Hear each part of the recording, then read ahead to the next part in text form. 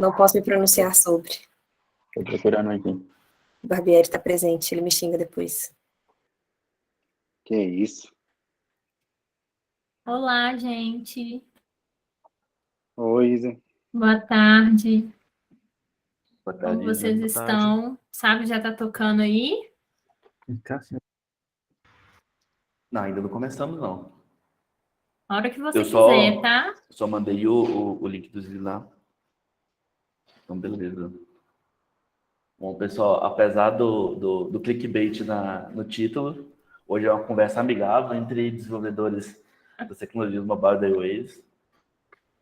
5 minutos de porrada sem perder a amizade, né? Não, brincadeira, pessoal. A gente quer, né, apresentar um pouquinho para vocês, né, um pouco da visão da Oasis e nossa, né, de como funciona os ambientes mobile, né, tanto de desenvolvimento nativo quanto híbrido, né, como que eles se conversam, como que as tecnologias atuam, né, como que a gente atua aqui dentro com essas tecnologias, e poder ter uma discussão para a gente entender, né, qual é a melhor ou não, até o final de hoje, beleza? Bom, eu vou começar me apresentando, né? Eu sou, sabe, o Chapter Lead de mobile hoje. Vim da tecnologia de Flutter, caso vocês não tenham percebido. E hoje a gente tem um cliente grande, com solução grande, que é a CVC, atuando em Flutter. Já teve um outro que era DMCard, que era uma conta digital também. E acho que a princípio seria isso. A gente está com o pessoal de mobile aí também nativo, Android, iOS e React Native também. Se apresentem, por favor. Bom, vou seguir aqui então. Bom, sou o Gabriel, né? Sou desenvolvedor Android aqui, né? Hoje atuo como Tech Lead aí de Android. E, bom, falando um pouquinho do nosso time de Android, né? A gente também tem alguns aplicativos aí hoje na iOS, como Havaianas, né? Que é Americanas. A gente tem um aplicativo também da Avan, PXBank também, entre outros aplicativos nativos aí, não tão famosos, mas acho que esses são os principais aí que a gente destaca. E aí a gente vai estar trocando essa ideia aí, como o Sam falou.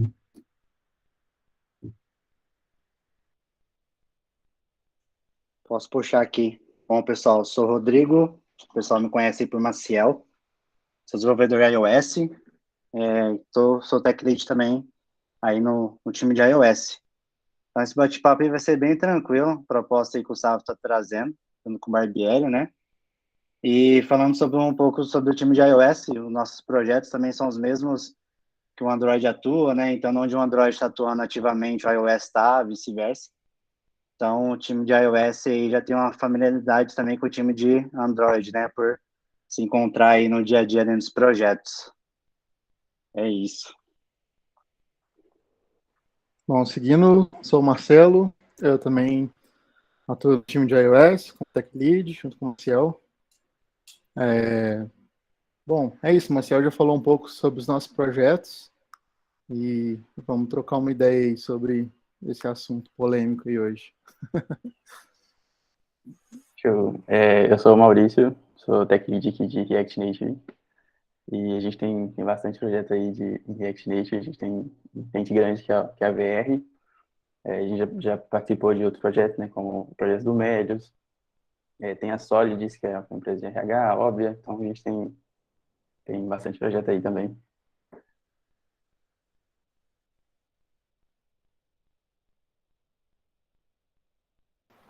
Não, bacana então, pessoal. Bom, para dar uma introduzidazinha, primeiro eu vou falar um pouquinho né, eu bati um papo com o pessoal da iOS para a gente entender como que a gente traz, né, define a tecnologia de cada um. E aí, pessoal, também, se eu falar alguma besteira, me corrijam aqui, tá? Claramente não tem uma receita de bolo para fazer essa discussão. Seria muito fácil para a gente definir qual seria essa tecnologia. Hoje, na iOS, a gente tem uma visão assim de tentar encaixar para o cliente o que melhor vai atender ao que ele está precisando. Então, assim, se o cliente, por exemplo, já tem uma tecnologia definida que ele queira trabalhar, geralmente a gente acaba atendendo, trazendo os pontos, né, de poder trazer outras visões. Se ele já vem com vontade de que seja utilizando uma tecnologia híbrida, a gente mostra também os lados do desenvolvimento nativo para ele, ou vice-versa, né? Para tentar entender aquilo que vai fazer mais sentido para ele. Né? E mesmo ele tendo bem definido isso, a gente tenta mostrar os outros pontos. A gente busca né, optar pelo nativo quando o cliente não tem exigências, que por mais que né, a gente tem clientes grandes aqui com desenvolvimento híbrido, o desenvolvimento nativo ele é uma expertise da Oasis. Então, a gente já tem uma capacidade, um conhecimento mais aprofundado, mais cases de sucesso de aplicações dessa forma. Então, a gente acaba, quando não é uma exigência do cliente, acaba indo um pouco por esse caminho, porque a gente tem condições de entregar de uma forma legal para eles. E outros pontos que a gente pode levantar em consideração também, né, é quando né, o software ele depende de alguns recursos de hardware, recursos de sensores, então a gente tem que avaliar se, por exemplo, os híbridos têm condição de atender toda essa demanda da mesma forma que os nativos. Outro ponto, quando a gente avalia o mercado e a facilidade de poder trazer pessoas para dentro, né, de acordo com a demanda do cliente, né? Pode ser que às vezes um time que vai crescer muito. E então a gente tem que fazer essa avaliação de qual tem uma facilidade maior ou menor de trazer mais pessoas, certo? E outros pontos, né? Por exemplo, como focados por exemplo, do lado de segurança, né? Desenvolvimento híbrido talvez ele não tenha um foco de segurança tão grande quanto as capacidades que o nativo tem. Por outro lado, ele tem outras vantagens, que seria, por exemplo, o custo e uma velocidade talvez um pouco mais rápida para algumas entregas, ou até, por exemplo, para trazer pessoas no mercado hoje em dia. Então, esse acho que é um panorama geral que a gente tem de como definir né, como escolher a tecnologia de desenvolvimento mobile aqui dentro. Você quer levantar algum ponto, pessoal?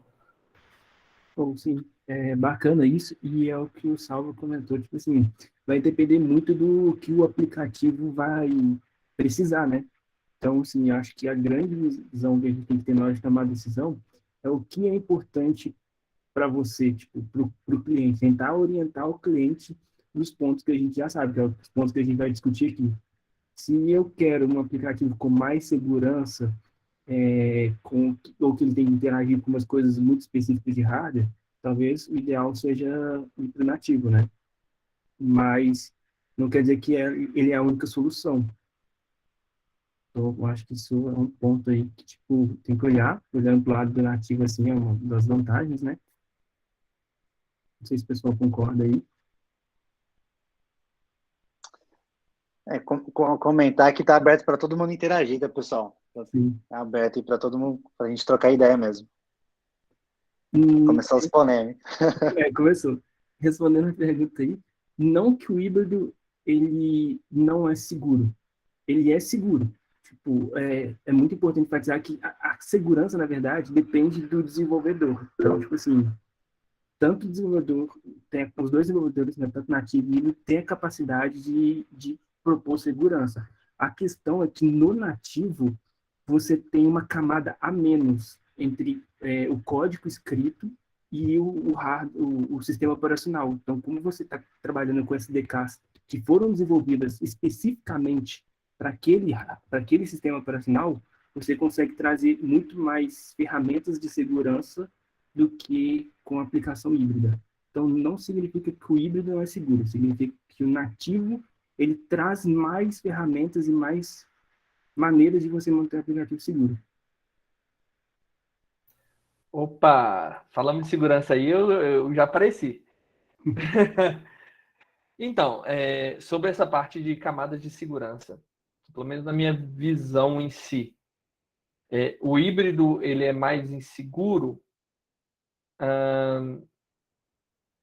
A questão que a gente tem que pensar não é se ele é mais inseguro ou não, mas se toda a componentização da aplicação, que eu digo back-end também envolvido no meio, é seguro. Porque sim, a gente for abrir o código, se você pegar o APK e abrir ele, a probabilidade de você ter uma leitura mais natural de um código híbrido é muito maior do que um código nativo. Por isso, eu posso dizer que ele é mais inseguro? Talvez, se o back-end não estiver preparado para para trabalhar com essa camada de segurança, sim, ele é mais inseguro.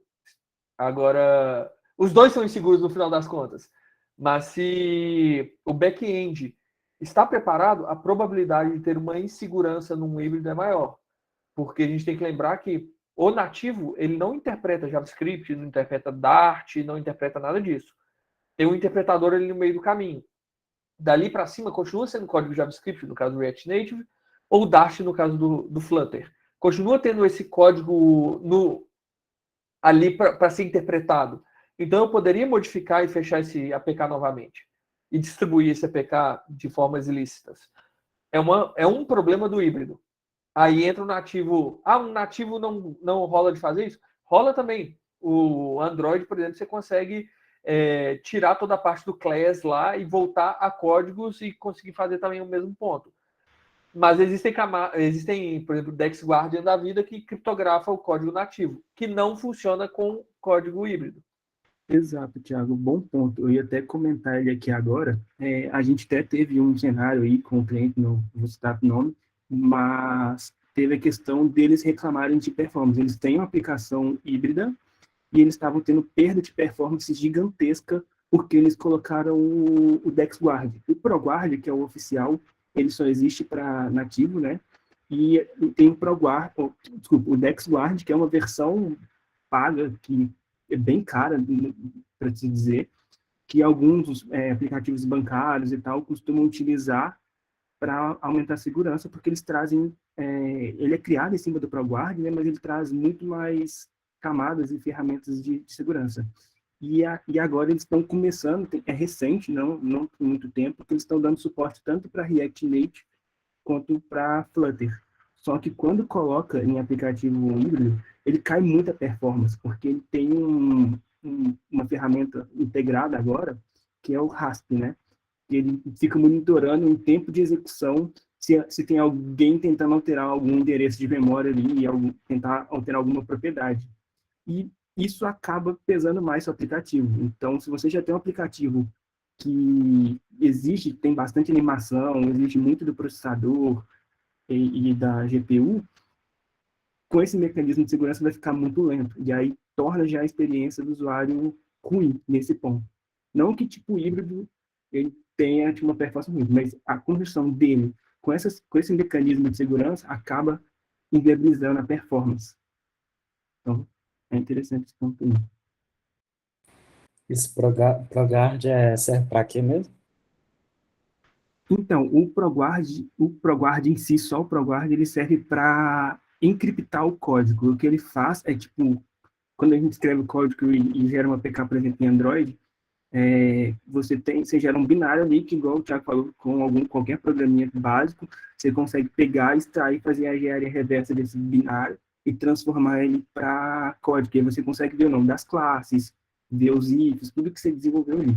O que o ProGuard faz é que ele pega o seu código e antes dele transformar para binário, ele reescreve transformando. Se eu tenho uma classe chamada, sei lá, cartão, ele vai transformar isso por AB, entendeu? Ele, tipo, traduz o meu código para um monte de caracteres e letras aleatórias, como se estivesse criptografando o meu código antes dele ser transformado em binário. Então, quando eu gero binário, eu não estou mais escrevendo código na linguagem pura, estou escrevendo uma linguagem criptografada, entendeu?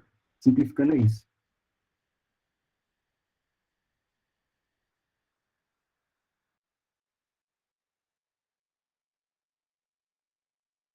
Eu vi que o Igor Goulart perguntou sobre tudo que eu posso fazer no nativo, eu posso fazer no híbrido, mesmo que seja mais complexo de implementação. Não necessariamente precisa ser mais complexo a implementação, e normalmente não dá para fazer tudo no híbrido do que está no nativo. Principalmente se você contar atualizações mais recentes de OS e tudo mais, geralmente o híbrido vai estar um passo um pouquinho atrás para poder criar as ferramentas para você poder utilizar tudo. Não necessariamente, por exemplo, todos os sensores, todos os tipos de recursos de hardware vão estar preparados para, né, com um pacote desenvolvido pela comunidade, por exemplo, do híbrido, já logo no lançamento, ou com um tempo muito curto para ter essa utilização. Uma coisa que eu posso colocar também em referência é que algumas vezes em aplicativos híbridos, você ainda tem que fazer algumas implementações em código nativo. Sim.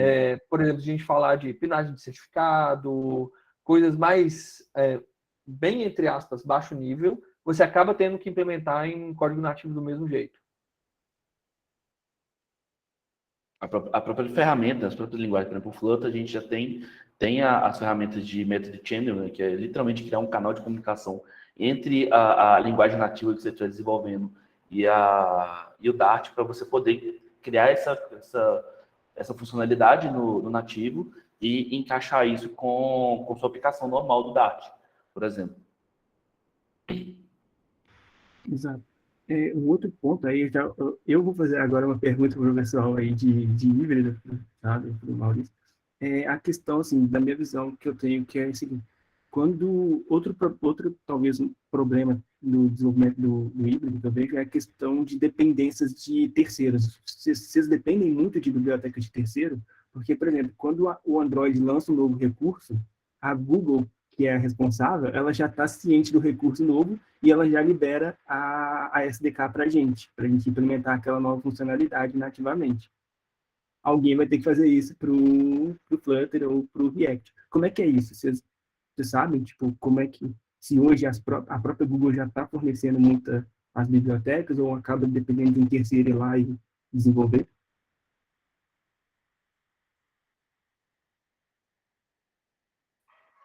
No Native a gente usa o SDK também, então quando tem um SDK atualizado a gente pode passar para ele, mas algumas coisas também a gente precisa, algumas funcionalidades, né, que às vezes o cliente pede tal, que não existe pronto na comunidade, e é muito, muito complexo a gente fazer com o React Native, então a gente meio que apela para o Native Module, né, que a gente vai ter que fazer de módulo nativo e tal, mas isso é bem tranquilo. O próprio Toshia lá, citado ali como o Flutter da própria Google, ela mesma já consegue já trazer algumas dessas funcionalidades para a gente, talvez um pouco mais antecipado do que seria para o Native, por exemplo. Mas ainda assim ele vai ter que desenvolver ela toda a parte, então a gente acaba tendo uma dependência dessa criação dessa SDK, desse pacote aí, a parte para a gente poder fazer essa integração especificamente. Legal. Galera, alguém tem alguma dúvida? Podem fazer perguntas aí. Tem alguma lá ou... Não, a galera não está usando a ferramenta lá, não. Bom. E integração entre plataformas, o que vocês acham? Tipo, ter metade do aplicativo nativo e metade híbrida com modularização. O que vocês acham dessa ideia? Agora é para botar fogo. Opinião sincera? Sim.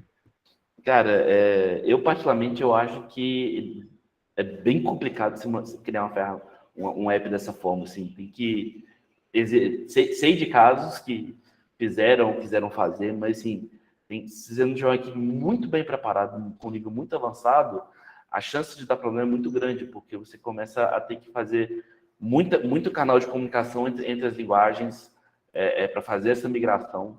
Você demanda que o processo da empresa esteja rodando muito, muito redondinho para que isso seja feito da forma correta e não seja uma gambiarra, como você está falando. É um risco muito grande, que tem que ser muito bem calculado para ser implementado dessa forma. O Nubank fez isso para converter que o app deles era em React Native, e eles passaram para Flutter. Aí, sim. Eles, no meio do caminho, fizeram uma parte nativa para poder... essa parte do aplicativo aqui fica em Flutter, essa outra parte aqui em React Native, então vamos carregar do React aqui, vamos carregar do Flutter aqui, até converter tudo para Flutter, que é o caso atual. É muito doido isso, né? Tipo... eu acho que... Eu, particularmente, concordo com o que o Sá falou aí, tipo... Tem que ter uma maturidade muito grande. Já é difícil você fazer isso na própria tecnologia. Não sei aí nas outras, mas assim, no próprio Android, modularização já é algo complexo. Tipo, chato de você criar, de você ter que pegar um app legado, criar novas features com, por exemplo, a gente teve esse processo quando a gente estava desenvolvendo, migrando do Android de Java para Kotlin. Então, todo mundo queria refatorar o código para Kotlin, mas muitos projetos não dá tempo. E aí a gente acabou usando o artefato de modularização, onde eu transformo o aplicativo em Java como um módulo único, e tudo novo que eu vou criando como Kotlin, até o momento que aquele cara em Java morre e eu tenho os módulos tudo bonitinho em Kotlin. Isso já foi complexo, tipo, mudando de Java para Kotlin na tecnologia. Fazer isso com outra linguagem, com outra tecnologia, é muito mais complexo, né? Ô, Robson, você brincou aí questão de ser gambiarra, mas você não tá errado não, cara. Se for mal feito, vira gambiarra mesmo, porque senão você vai gerando uma complexidade ali tão grande que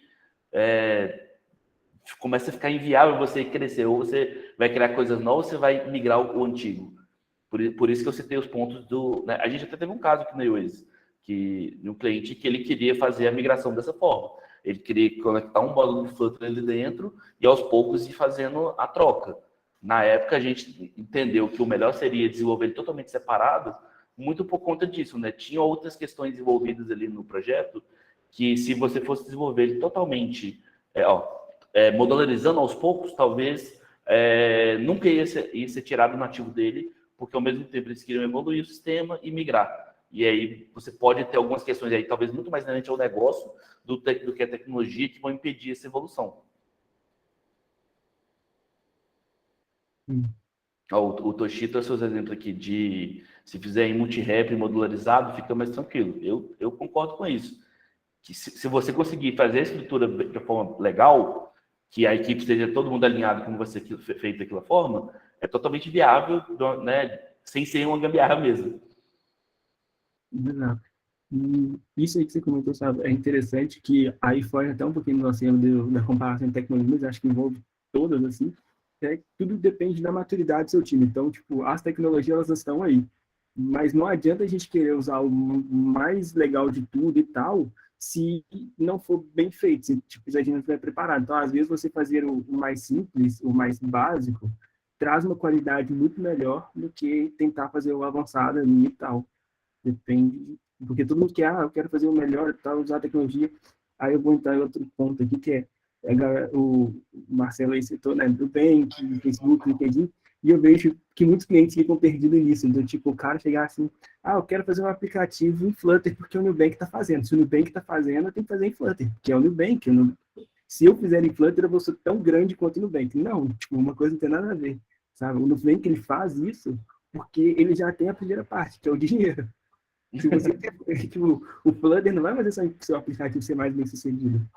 O Nubank usa o Flutter porque ele é um aplicativo já bem sucedido. E aí ele tem a capacidade de escolher a tecnologia que ele quer para viabilizar aí custos, interesses que ele tiver, né? Mas acho bom a galera ter essa visão.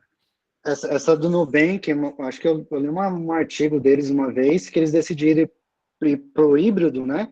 Por questão de mão de obra. Eles viram que eles poderiam treinar pessoas lá dentro de outras tecnologias já para desenvolver no híbrido do que contratar iOS, né? Que a gente sabe que é uma mão de obra um pouco mais escassa. Exato, exatamente. Custo de equipamento e tal também, né? Tipo, a longo prazo para eles seria ruim. Exato. E existe um outro ponto também, já mais controverso, assim, algumas tecnologias elas acabam fechando parcerias com empresas, né, para tentar estimular. Então isso é interessante também, sabe? Tipo assim, às vezes fica vantajoso para um Nubank da vida, porque ele pode fechar uma parceria com a Google de tentar fomentar o Flutter. Que é até um outro ponto que aí o Salve também pode, que eu já estava conversando com o Salve, que é o porquê do crescimento do Flutter, né? Tá tão grande. Que o Flutter, ele veio como uma ferramenta híbrida para Android, mas a tendência é que no futuro ele possa se tornar nativo, porque a Google está desenvolvendo um novo sistema operacional, né? E esse novo sistema operacional usaria tipo o Flutter como ferramenta de desenvolvimento. Sim, o SDK o SDK oficial do Fuchsia, é esse que a Lali botou aí no chat. O SDK oficial do Fuchsia é o Flutter. Isso, exatamente. Então, assim, é interessante essas empresas maiores, tipo o Nubank, que tem capital de virar e falar assim, eu posso reescrever meu app 20 vezes por dia, se eu quiser, porque eu tenho dinheiro para fazer isso, pensando que lá na frente eu vou ter um novo sistema operacional, que é o Fuchsia, e eu já vou estar preparado para ele. Então, quando ele chegar, eu já vou estar bem otimizado, vou conseguir fazer essa migração mais simples. Então, é interessante, mas é o que eu falei com o Salvo. Aí muita gente fala assim, nossa, não, o Flutter vai acabar com o desenvolvedor nativo do Android. Talvez, no futuro. Não tem como saber. Mas, eu acredito que isso é um processo demorado, de verdade. A minha opinião sobre isso, assim, tirada completamente da lixeira, minha opinião. É que o Google pretende fazer isso para que, tipo, quando o Flutter estivesse bem popular, e fala, olha, estamos trocando o Android, gente, é o Fuchsia agora. E aí todo mundo já sabe usar o Flutter, tá? Exato. Só que, tipo assim, esse processo eu acho que não é tão rápido, sabe? Não é uma coisa de 1, 2 anos. É bem longo. Se fizer algum sentido para o Google realmente abdicar do desenvolvimento Android nativo como é hoje e tornar o Flutter como o oficial dele, sem ter um segundo ou terceiro desenvolvimento dele, talvez ele consiga investir muito mais nisso para que ele não tenha problemas, como a gente citou mais cedo, talvez questão de segurança, de acesso a algumas coisas, ele vai ter um direcionamento só. Então, tudo que lançar de novo já vai lançar para essa tecnologia. Então, não é que vai matar o Android, você vai simplesmente fazer uma transição de tecnologia parecida com o que seria do Java para o Swift, do Java para o Kotlin, vamos falar assim, né? Não é a mesma forma, mas poderia ser um caminho para o que o Google talvez queira. Exato. Vou continuar seu ponto aí, sabe? E depois eu respondo o Kevin. Mas desse ponto que você estava comentando, dessa migração do Java para o Kotlin, também vai acontecer do Kotlin para o Flutter, né? Pelo fato do seguinte, não sei se todo mundo está por dentro, mas a partir desde 2019 ali, a primeira Apple anunciou, né, o SwiftUI, e logo em sequência a Google também anunciou o Compose. O que é que tá Compose? Pois é. E, cara, tipo, bem parecida a forma de construir o UI, né? Que é a questão da UI declarativa. Então, assim, todo mundo que já trabalhou com Compose, com Flutter, falam que, tipo, é bem próximo, sabe? Tipo, então, assim, eu acho que vai acabar sendo uma migração assim que a galera acostumar já no Android a trabalhar com programação, ou com layout declarativo, né? Eu acho que a migração para o Flutter fica mais simples ainda. Minha visão, mas... E respondendo o que o Kevin tinha falado antes, cara, sobre o Fuchsia, eu tenho a mesma visão de você, que eu acho que não vai matar. Eu já li algumas coisas sobre, mas, assim, é tudo suposição, não tem nada concreto, mas o que os rumores estão falando é que, como o Android, ele, tipo, já foi criado para rodar na máquina virtual Java, né? Então, o Android ele não roda no dispositivo de verdade, ele roda numa virtualização de uma máquina, ele não conhece o hardware, de fato, ele vai continuar funcionando dentro do Fuchsia. Então, o que a galera está falando é que o Fuchsia vai substituir, na verdade, não o Android, mas ele vai substituir o kernel do Linux. Então, em vez do Android estar rodando ali em cima do kernel do Linux, o Android vai começar a rodar em cima do kernel do Fuchsia. Então, para o usuário final, não vai mudar nada. Ele vai ter um sistema operacional Fuchsia, onde ele vai abrir um emulador, uma máquina virtual, que vai rodar o aplicativo Android ali, sem saber. Quando ele clicar no aplicativo, se ele for Android, ele vai estar como se estivesse virtualizando um Android ali dentro para rodar aquele único aplicativo. E os outros que tiverem já reescrito vão rodar nativamente em Flutter, entendeu? Eu acho que vai seguir por esse caminho. Que é meio que aconteceu agora com o Windows, né? O Windows agora roda aplicativo Android. E funciona normal, o usuário não sabe o que está acontecendo. Para ele instalou um aplicativo que tem para celular no computador. Ele não sabe que ele está rodando no Android dentro do Windows. Teve uma pessoa que comentou assim, que parece que a Apple limita um pouco as ferramentas híbridas.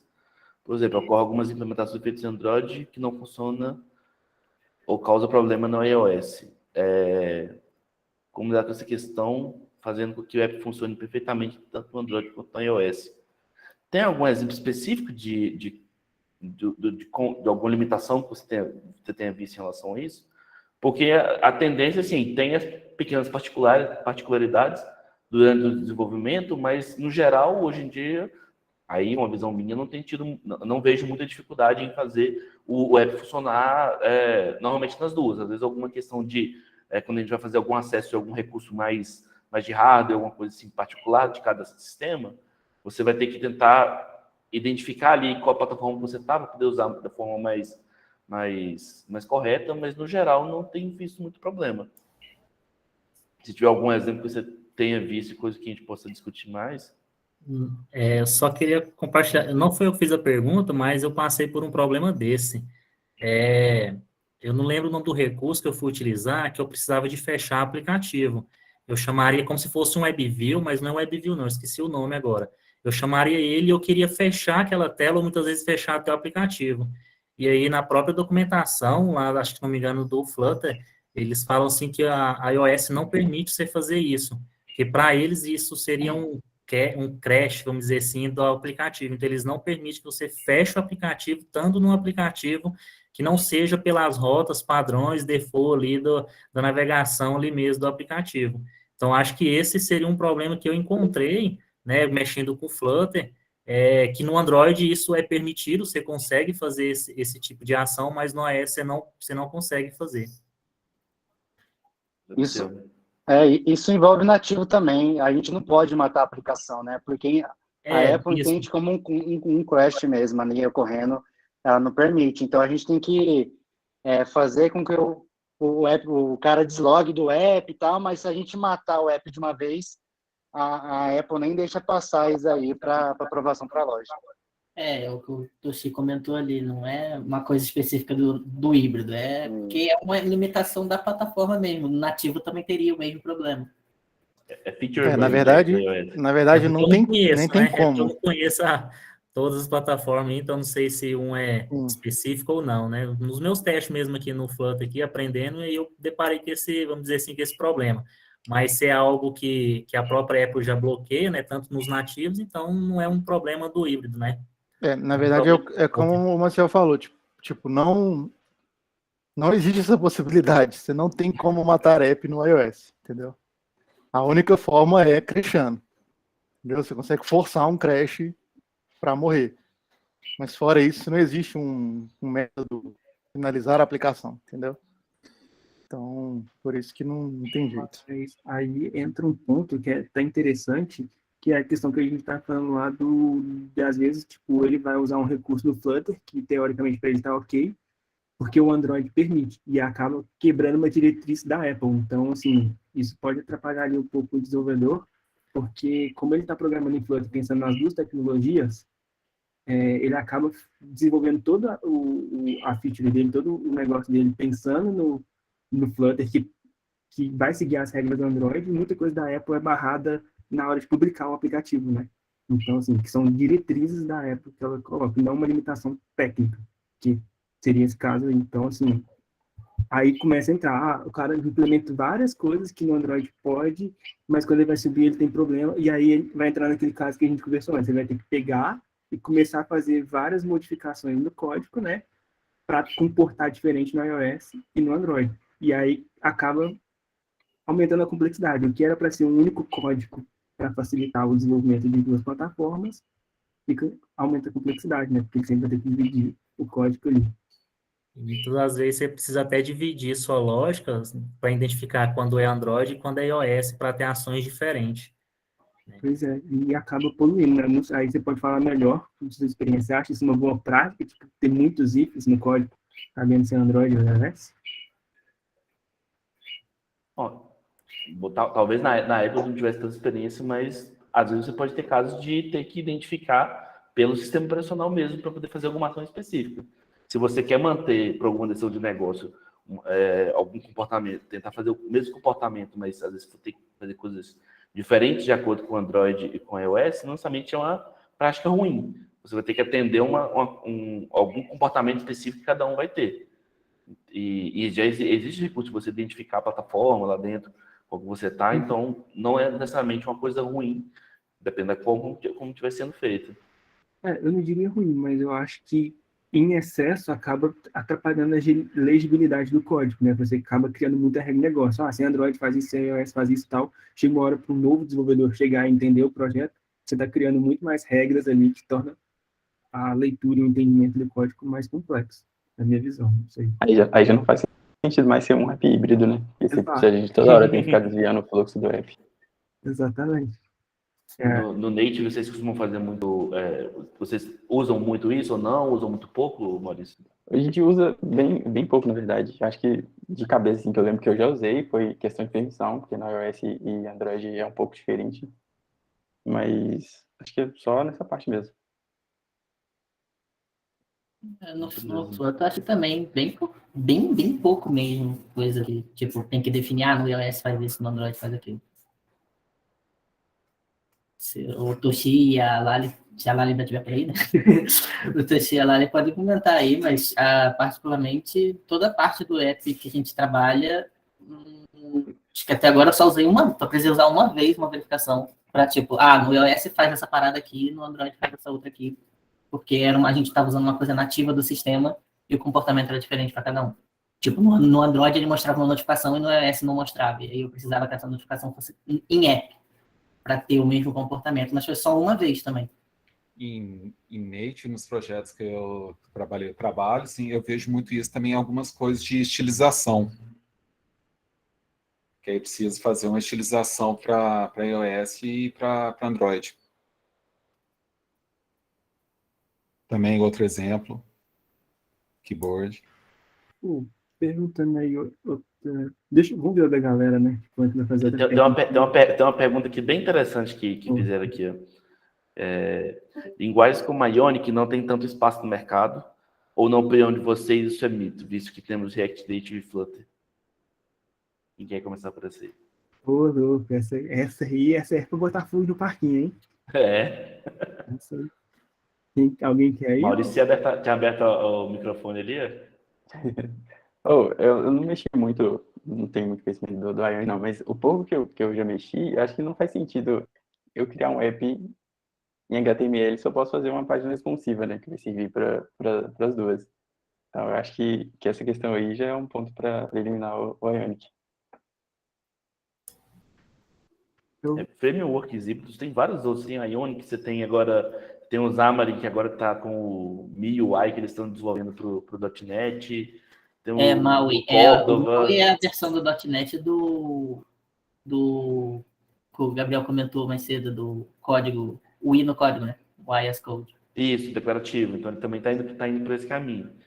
Assim, matar é uma palavra muito forte hoje em dia, se assim, pensar que tem linguagem de 40, 50 anos aí rodando até hoje. Até hoje estão matando o Java, né? Estão matando o Java até hoje aí, tá surgindo igual a Fênix. Mas é muita questão, assim, do porquê que as pessoas estão escolhendo essa linguagem para ser utilizada hoje em dia. Aí, na minha visão, o .NET ainda faz algum sentido porque você pode ter toda essa expertise ali dentro da sua equipe. Mas para as outras, né, elas estão crescendo de utilização ou elas estão caindo? Porque hoje você tem ferramentas que têm uma capacidade de entregar mais coisa com uma qualidade um pouco melhor. Então, talvez não mate todas elas, mas algumas tendem a cair muito em desuso, talvez por conta disso, na minha visão. Tem o Rodrigo levantou a mão. Cutucaram o .NET aí, quero dar minha opinião. Cara, eu já tive alguma experiência com desenvolvimento mobile no passado e mesmo sendo .NET, eu nunca recomendei o Xamarin, porque ele tinha vários problemas e não foi feito pela Microsoft. Ele foi uma empresa que foi comprada pela IC Tecnologia. Só que agora o NetMAUI, ele reinventou a roda. Ele jogou fora toda aquela estrutura que tinha lá. Você tinha que criar, você criava, era 4 projetos, era um que era compartilhado, e daí depois você botava um para cada plataforma, um para o Windows, um para o iOS e um para o Android. Isso era horrível para você desenvolver. E ele tinha duas lojas de plugin. Você tinha um plugin lá as bibliotecas do .NET e você tinha os plugins do Xamarin. Então, toda vez que você tinha que atualizar, você tinha que tentar combinar as versões do .NET com as versões do Xamarin. Então, era horrível. E só que no .NET MAU eles reinventaram tudo isso. Tanto que hoje você só tem um projeto que ele roda em qualquer plataforma, é só você setar target de build. E ele não está diferente do Ionic, por exemplo, e do React Native. Ele é mais para o nativo, porque ele não gera um pacote que vai executar na tua máquina. Ele compila um pacote mesmo. Ele gera, por exemplo, para o Android ele gera o mesmo objeto do Java e para o iOS ele gera o mesmo binário do que se fosse feito em Swift ou Objective-C.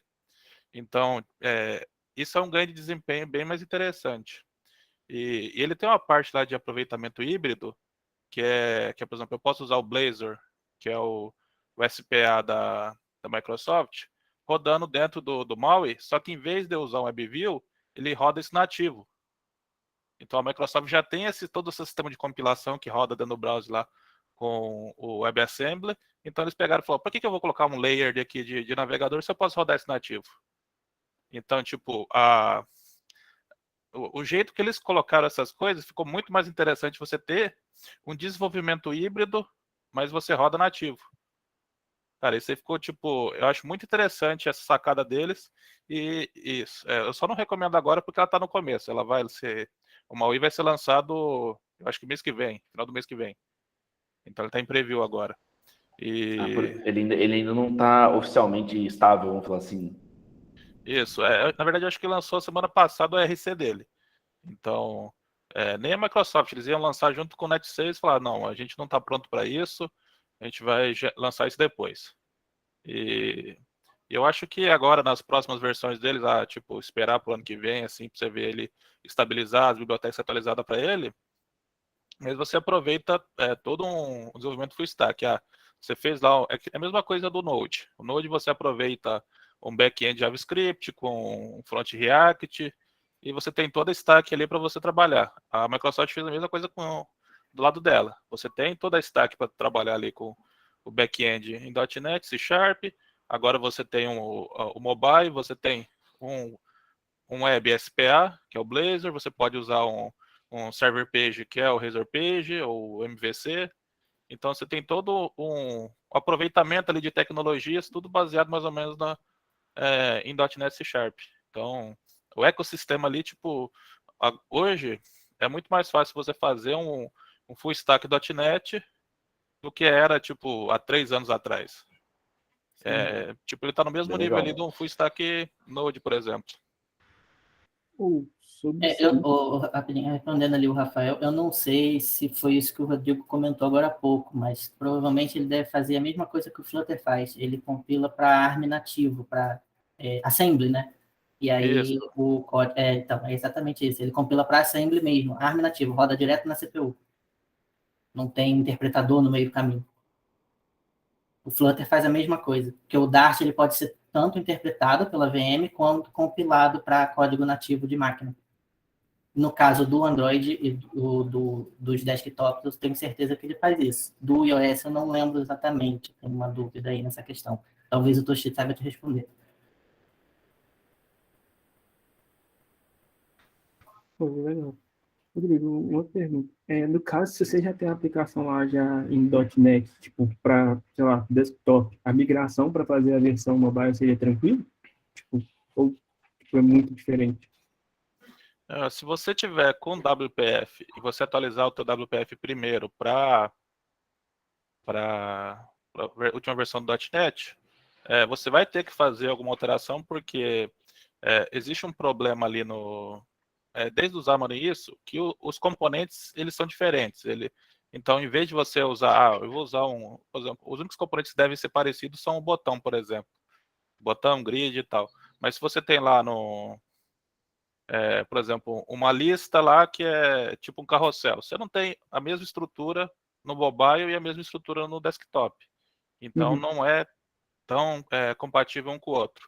Mas se você fez um desenvolvimento, por exemplo, para a loja da Microsoft, que é o WinUI, que chama, que é a versão anterior do MAUI, que você tinha o SDK que era do Windows e você tinha o SDK dos devices. Agora virou tudo MAUI, que é um SDK só. Você tem mais compatibilidade. Mas a conversão assim não é tão complicada. Tipo, você copiar um código de um lugar para o outro, a tecnologia é a mesma, suporta a injeção de dependência, o XAML é o mesmo. A única coisa que você tem que fazer ali é mudar, tipo, pode ser que você tenha que mudar algum componente, alguma propriedade. É um trabalho que não é tão complicado. Isso se a sua aplicação for alguma tipo bem feita. Se você fez uma arapuca lá e quer converter isso para tecnologia mais nova, aí é complicado. Mas tipo, acho que sempre foi bem tranquila essa conversão de uma tecnologia para outra dentro do .NET. Não. Eu deixei, tipo, na época da faculdade, eu fiz um aplicativozinho em Windows Phone na época, e aí eu queria para Android, e foi bem simples migrar do Windows Phone para Xamarin. Era bem tranquilo na época, mas, tipo, 6 anos atrás, não mais. Não, isso ainda foi um pouquinho mais difícil, porque o Windows Phone, ou Windows Forms é diferente do Xamarin que usa XAML, né? O WPF usa XAML também, então já você fica numa linguagem de markup parecida e uma linguagem de programação parecida, então mais tranquilo. Como esse ponto que você comentou, respondendo a pergunta do título aí, que a galera sabe qual é o melhor, eu acho que você falou, o melhor é onde é que você está mais preparado e confiante para trabalhar. Esse é o melhor. Porque bem feito, eu acho que tipo, todos vão atender, sabe? Lógico, é o que a gente conversou. Preciso mais de segurança, talvez esse aqui vai atender melhor, dependendo de alguns pontos. A gente até estava comentando nessa antes.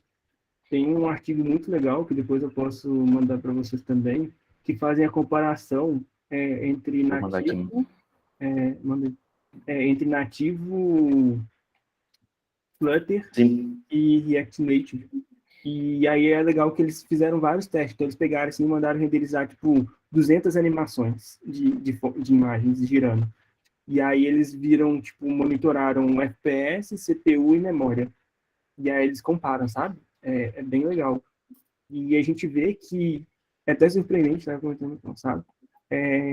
O Flutter, ele é melhor do que o nativo em alguns pontos, sabe? Tipo, em questão de que a gente chama de app frio, né?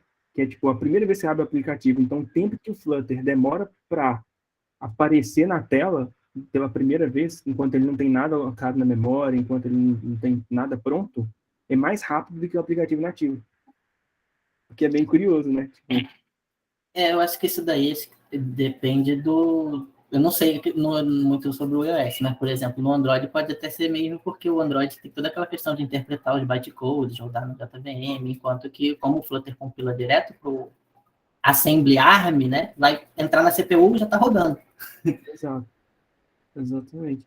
E aí você vê, tipo, nos testes aqui, o Flutter ele é muito bom em questão de CPU, ele vai bem e tal.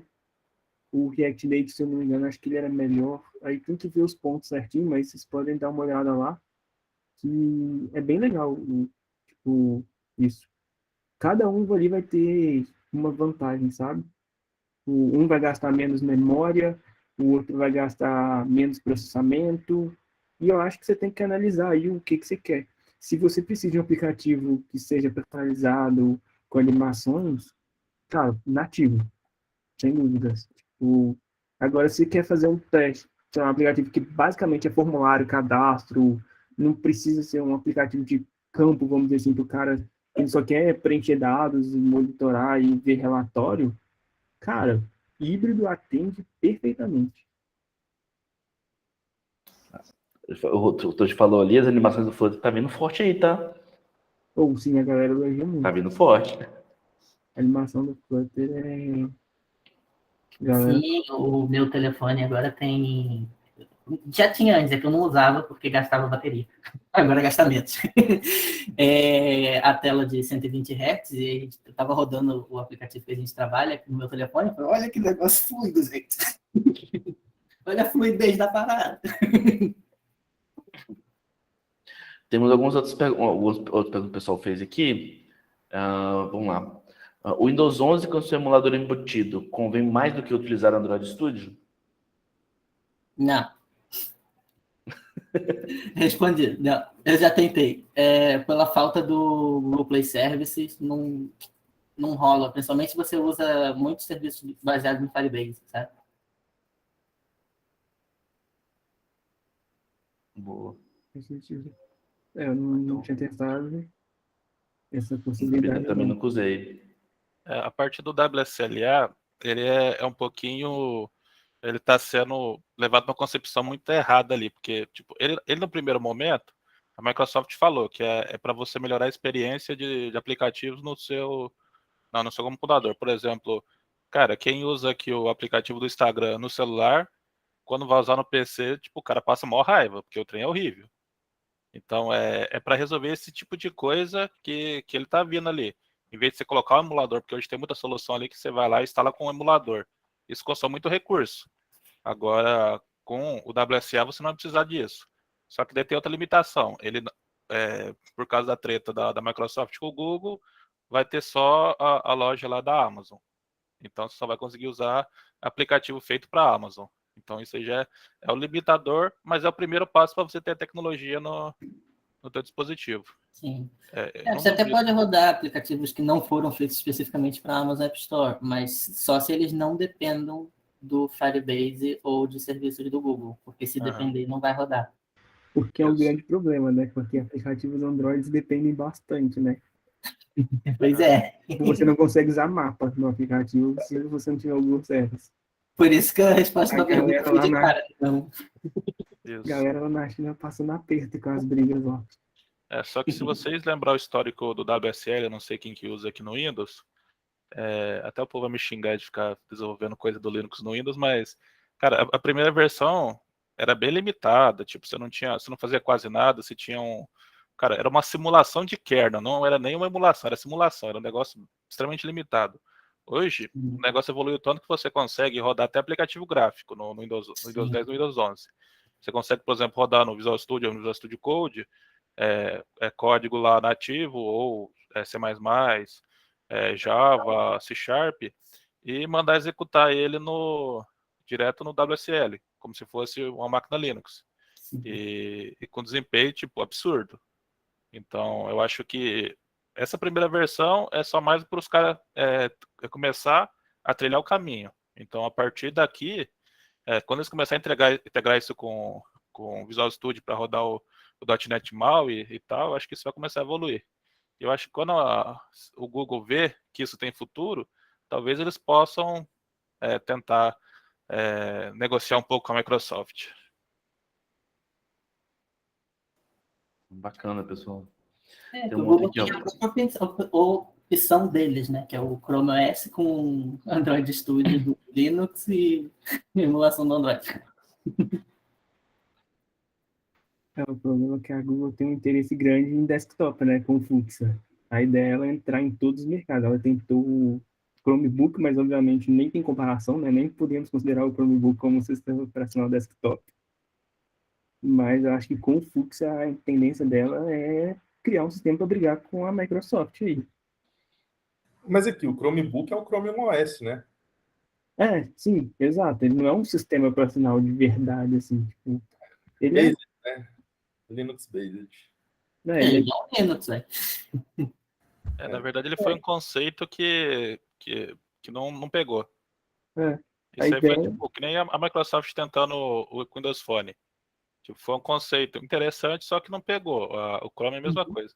Eu acho que o maior problema do Chrome é que eles vieram com essa ideia de rodar em qualquer aplicativo, qualquer device, e lançaram um monte de device ruim. Daí você vai usar aquele negócio lá, tipo, não roda nada.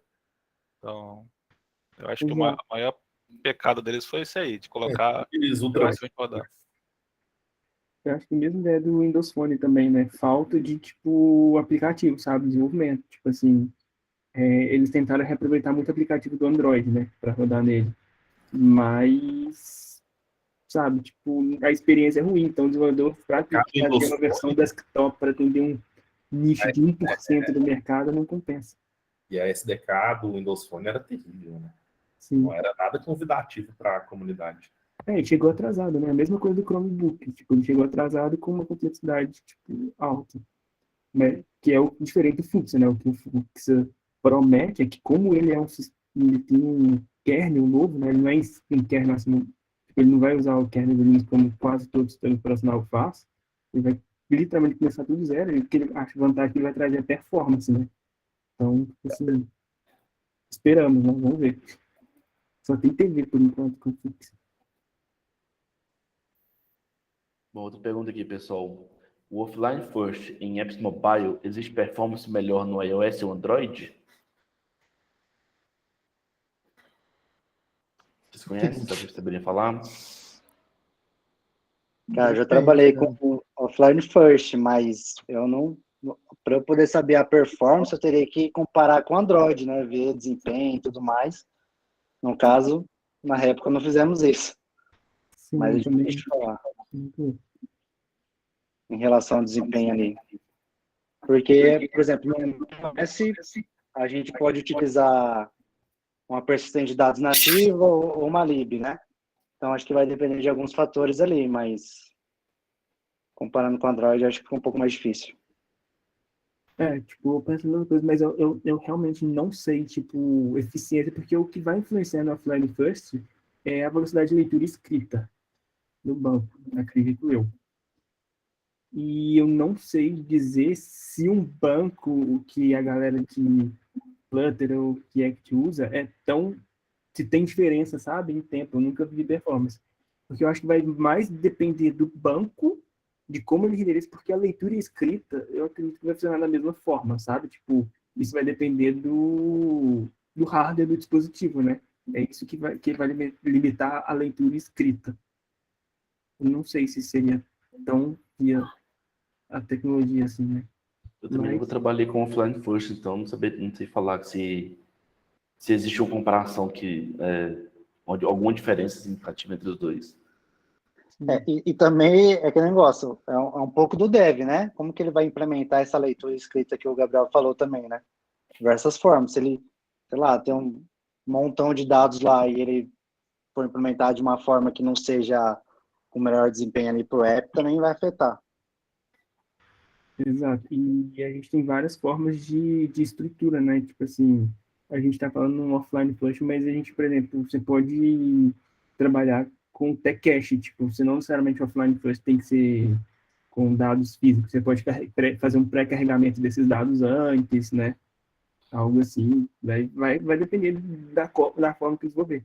Por exemplo, talvez dependendo de como vai gerenciar a memória, mas não tenho resposta. O que a gente pode fazer é futuramente fazer um teste aqui na Erase. Vamos ver se a gente puxa isso aí, de cogitar essa performance e a gente publica lá no Medium da Erase, faz um levantamento dessas comparações.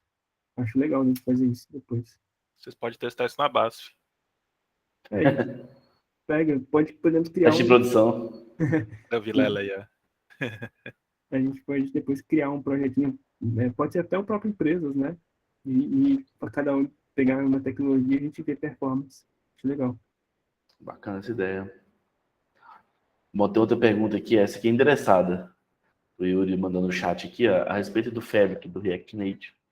Em questão de desempenho, teve muita melhora?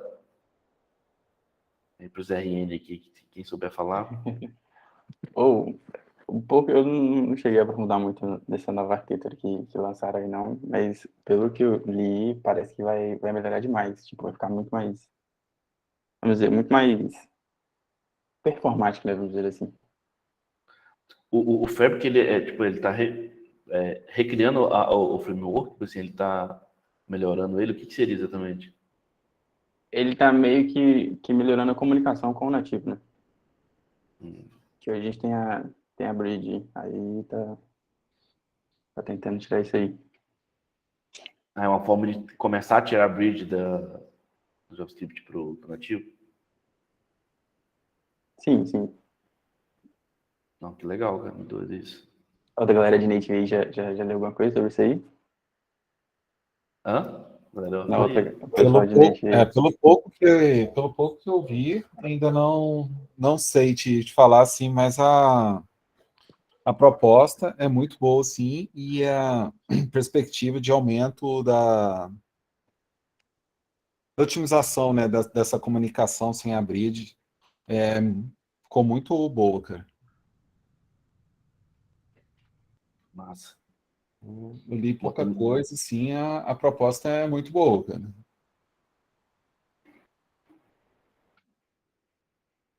Riane saindo do beta deu mais dinheiro que o Flutter. Olha só. Vou ter uma outra aqui, pessoal. Como a Apple tem recebido Flutter e React Native? Falamos muito de quanto a Google tem evoluído o Flutter. A Apple tem recebido bem também? Cara, eu acho que é muito claro, talvez que não, né? Assim, eu acho que logo no início do Flutter teve a questão da Apple lançar o Metal, depreciar o OpenGL, e acho que esses movimentos a gente vê que tem a ver com isso, né? Então, não sei, assim. E com o lançamento também do SwiftUI, assim, acho que a tendência é a Apple criar cada vez mais um ecossistema fechado dentro dos seus produtos, né? Que com a própria chegada do SwiftUI ainda facilitou ainda mais o desenvolvimento dentro do ecossistema Apple, né? Para qual plataforma você quiser desenvolver, seja Watch, TV e etc. Então, não sei, assim, que não recebe bem não, e vai tentar dificultar. A Apple recebeu bem alguém de fora dela mesma, acho que nunca vai rolar, né? Nem a gente, como dev, eles recebem bem. É assim. Nada contra, tem até amigos que são. Mais ou menos, depois de você pagar $100 lá por ano e tal, tem uns probleminhas, né? Mas se der muito dinheiro para ela, fica legal pra você. Pagando bem, ela aceita. Vai. Ó, tem outro ponto aqui. Ó. Excesso de libs pode aumentar o tamanho do app no final? Seria uma boa prática usá-la de forma tão massiva? Bom, acho que isso é consenso, né? Se você está usando o lib de forma massiva, talvez valha repensar por que está usando tantas, né? Se for uma coisa que é realmente necessário, o que é, né? Você tem que tentar entender o problema que o projeto está enfrentando aí. E realmente, quanto mais coisa você vai enchendo ali, ele pode aumentar mesmo o tamanho. Cara, sobre isso aí, um ponto interessante, aí eu não sei como que a iOS e os libs funcionam, mas realmente a ideia é sempre tentar usar o mínimo de lib que você puder, quanto menos, tipo, melhor, porque realmente o que mais pesa no código não é a quantidade de classes que você cria, e sim quantas libs você coloca e imagem, né? E são as coisas que mais pesam em aplicativo. Mas o Android ele tem um recurso muito legal que é Dynamic Feature, que é uma forma de você conseguir utilizar isso. Aí eu não sei se as outras tecnologias, até legal um ponto levantar, se isso é interessante. Mas, por exemplo, o LinkedIn, eles conseguiram reduzir 20 megas do aplicativo só pegando uma funcionalidade que eles tinham, que eu acho que ninguém sabe, que eles têm uma funcionalidade de você fazer videochamada dentro do aplicativo do LinkedIn. Eu acho que ninguém nunca usou isso. Mas só esse SDK de fazer videochamada gastava 20 megas. E aí eles colocaram isso em um módulo à parte e usaram a Dynamic Feature. Então, tipo, o usuário, ele só vai baixar aquela biblioteca na hora em que ele for utilizar. Então, ele deixa o aplicativo instalado muito mais leve. Tá? Então, é uma prática interessante de tentar contornar esse problema de muitas libs pesadas. Ou no iOS também. Quanto mais libs ali, principalmente do Google, se você vai usar uma do Firebase lá, você tem que baixar uma porrada junto. Aquilo ali já pesa bastante o app. Tirando ela, já dá uns mega menos ali. E Firebase nunca é uma lib sozinha, né? Influencia no tamanho do app que está lá na loja, né? E puxando um ponto já também aí para essa diferença de tamanho de app híbrido e nativo, o pessoal da tecnologia híbrida pode explicar melhor, né? Recente a gente teve uma experiência com um projeto da Van. O projeto da Van, ele era em Xamarin, né? E tinha poucas telas. A gente subiu a versão nativa e tem muito mais telas que tinha a versão anterior. A versão anterior tinha 100 e poucos megas, 120, entre 110 e 120, não me recordo. E a que a gente subiu nativa tem 40 megas. Então, tipo assim, foi uma diferença bem boa, assim, né, de tamanho. Aí queria que o pessoal de híbrido comentasse um pouco aí desse, por que o híbrido pesa um pouco mais ali o app no final, né, que está na loja publicado.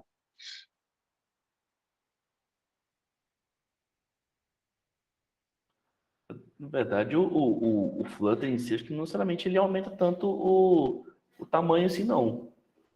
Pela experiência que eu tenho, os apps de Flutter que eu já desenvolvi eram bem leves, não chegava desse tamanho, não. Não seria uma coisa especificamente do Xamarin, não? Que aí eu não sei falar sobre, se ele consome muito, né, se ele tem muitas bibliotecas pesadas, alguma coisa assim. O Flutter, realmente, quando você cria um aplicativo só com ele ali, gera um APK ali direto, ele não gera muita coisa mesmo, não. Acho que é uma média de 12, 15 mega.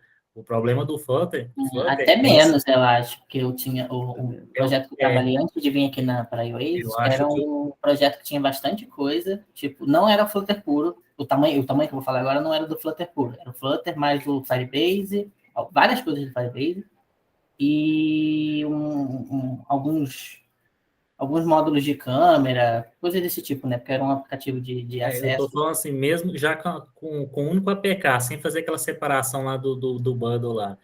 Mas o problema maior está na quantidade de dependências que se adiciona no aplicativo, no caso do Flutter, e gera um aplicativo final. Eu lembro que na época, quando eu adicionei a dependência lá para geolocalização, o aplicativo de 15 MB subia para 100. Né? Hoje não está Esse aplicativo que eu ia comentar, ele também tinha geolocalização, câmera, coisas do Firebase no geral. Tinha hoje melhorou muita coisa. era mas tipo de 10 mega. Né? Nem tô falando de hoje, não. Esse aplicativo, a última vez que eu mexi nele foi em 2019. Tipo, era um ano e meio depois da primeira versão 1.0 do Flutter, né? Então, tipo, já era pequeno. Tinha 10 mega na loja para baixar. 10 megas e meio. Tem que ver também se esses 10 MB que estavam na loja não estavam separados, né? Que geralmente, dependendo da sua publicação, o Google lhe separa em ARMS ali, em ARMS 64, alguma coisa daquele tipo ali. Então, o app fica menor de acordo com o modelo do seu celular. Né? Se você tiver ali Acho que é bem isso, os caras aí podem explicar até melhor aí. Não, o Android tem isso, mas eu acho que o problema que o Rodrigo Marcel está falando é mais em relação ao iOS. Parece que realmente, nesse artigo que eu tinha mandado lá, que a galera fez vários testes, eles falam que realmente em iOS o app fica maior, em Android não faz tanta diferença.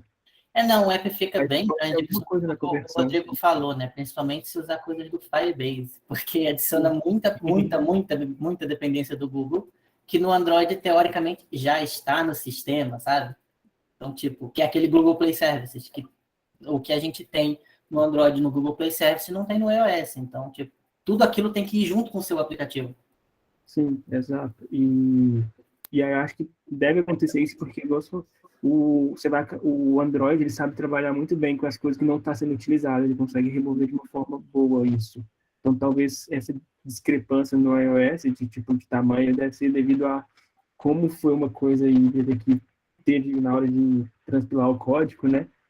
Ele não conseguiu eliminar as coisas que não eram relevantes e acaba ficando maior mesmo, coisa que nativamente deve otimizar esses importes melhor, né?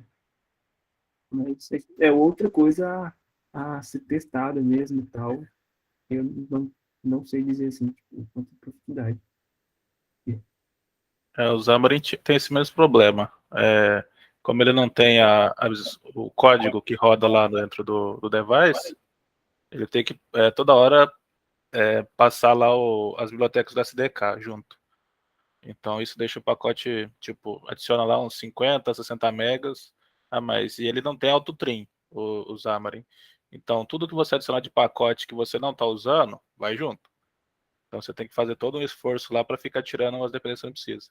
Agora já o MAUI não. O MAUI ele já tem um sistema de autotrim e a parte do SDK, ele tem um esquema lá bem interessante que ele corta as partes que você não está usando.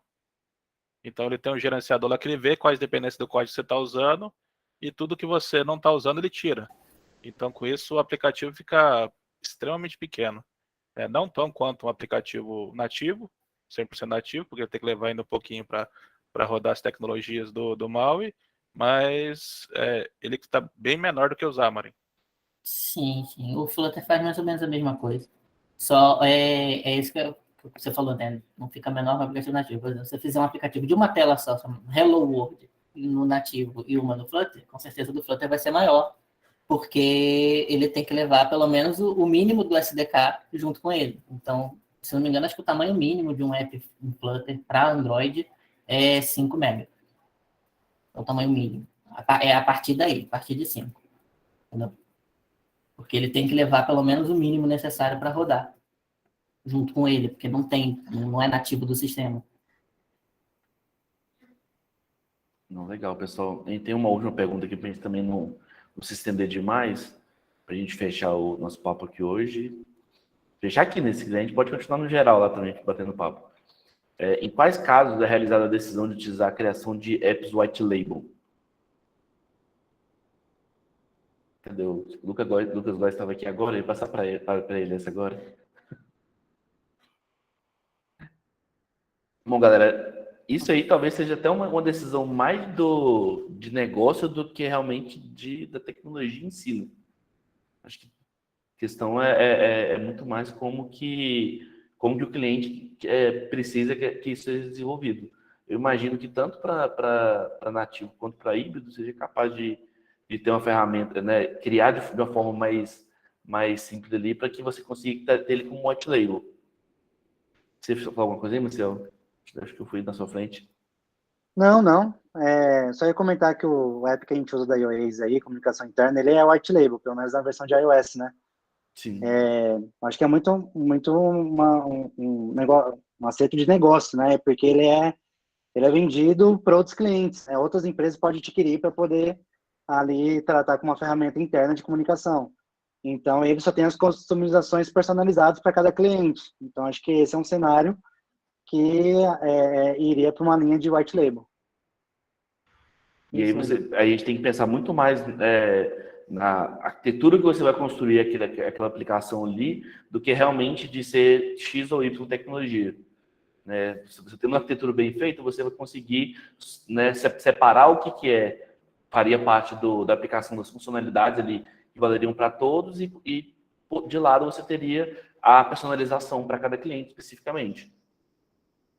Eu acho que mais importante aí na discussão entre híbrido e nativo, nesse caso de white label, é você investir em design system, sabe? Então, tipo, eu acho que tanto as tecnologias Flutter, React Native, iOS, Android estão preparadas para trabalhar com a questão de white label. O que vai ser importante vai ser como o design vai estruturar os componentes para trabalhar com esse white label. Se os componentes estiverem muito bem definidos, de preferência no híbrido, se eles forem iguais, né, tipo Android e iOS, que aí vai ter que se começar a ter customização, acredito eu que dificultaria esse white label, porque você vai ter que fazer os componentes 2 vezes, integrar ele com os mesmos das formas para adaptar, talvez poderia ficar um pouco mais complexo, né? Mas assim, fazendo um bom design system, eu acho que a tecnologia não interfere nesse ponto de white label. E aí entra de novo. Se você tem uma limitação de custo, invista com o design system, invista no design e poupe com a arquitetura. Então vai para híbrido nesse caso, se você não tiver recurso. Se tiver recurso, não use o critério que você quiser do que a gente discutiu, em segurança, performance, entre outros pontos. Isso. Então a gente fechou por hoje, pessoal. Bom, queria agradecer então, a participação de todo mundo, né, do Maciel, do Maurício, do Marcelo e do Barbieri também. Acho que teve um papo bem legal, muita gente participou, então isso é bem bacana. A nossa intenção é trazer mais papos de tecnologia com mais frequência, para a gente poder discutir coisas de tech mesmo, né? Para a gente retomar isso que é tão importante aqui na iOS. Então, quem tiver ideias de temas, quem quiser trazer algum tema, e não é só necessariamente uma apresentação, vamos fazer uma mesa redonda, vamos trazer alguma discussão, podemos pensar em trazer alguém de fora no futuro para poder apresentar uma coisa para a gente discutir. Então, a gente está aberto, a gente vai começar a criar isso com uma frequência para a gente, né, ter esse ritmo de poder bater esse papo mais aberto com todo mundo. Fica o convite aí, tá, galera? Não se acanhem por favor, né, sabe? Não vão deixar só vocês, não. Fiquem à vontade para indicar temas, indicar pessoas, falar também. E é Exatamente. muito importante a gente fomentar isso aqui dentro da IOISIS, sempre. Tô combinado. Muito obrigado, pessoal. Uma boa noite para vocês. Boa noite, gente. Obrigada. Até mais, valeu. Obrigado, Até mais. boa noite. Valeu. Obrigado, pessoal. Tudo bom. Valeu.